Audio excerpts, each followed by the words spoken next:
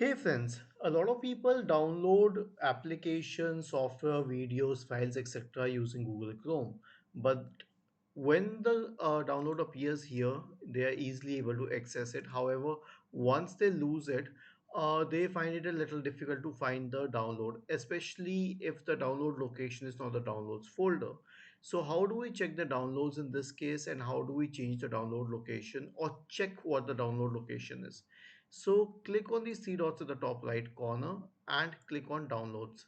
This is where it will show every download from Google Chrome till date unless you reset the Google Chrome browser. And if you wish to change the download location or check the download location, then click on these three dots once again. Select settings. Now, in the settings menu, go to the system tab on the list on the left hand side.